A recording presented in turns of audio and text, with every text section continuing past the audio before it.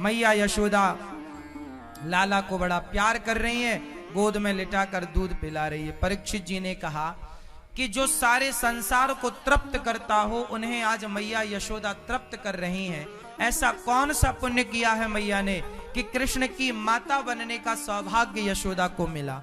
तब कहा कि ये यशोदा पिछले जन्म में धरा नाम की स्त्री थी और इन्होंने खूब साधु संतों की सेवा की, तो सेवा की इसलिए भगवान ने इनका प्रमोशन कर दिया और सेवा के बल पर, साधु संतों की सेवा के बल पर भगवान इतने प्रसन्न हुए कि इन्हें अपनी मां का अधिकार दे दिया, हक दे दिया कि ये मेरी मां बनेंगी।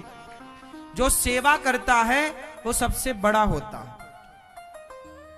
चाहे अपने मां की सेवा हो, पिता की सेवा हो, पति की सेवा हो, समाज की सेवा हो, दीन दुखी की सेवा। सेवा सबसे बड़ा काम है। अच्छा, सबसे कठिन काम क्या है? सबसे कठिन काम क्या है? जोर से। सबसे सेवक धर्म कठोरा। सबसे बड़ा काम है सेवा का, सबसे कठिन काम है सेवा का।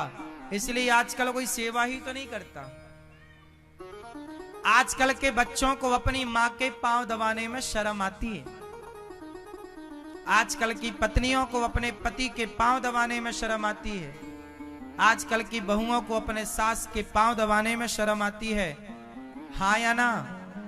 लेकिन अनिरुद्धाचार्य को इन वृद्ध माओं के चरण दबाने में कोई शर्म नहीं आती। हम तो माओं की चरण सेवा करते हैं, सभी माओं के चरण दबाते हैं, हमें कोई शर्म नहीं है। सेवा सबसे कठिन काम है, इसलिए लोग सेवा नहीं करते, बाकी सब करते हैं। सेवा कठिन काम है, सेवा करना चाहिए।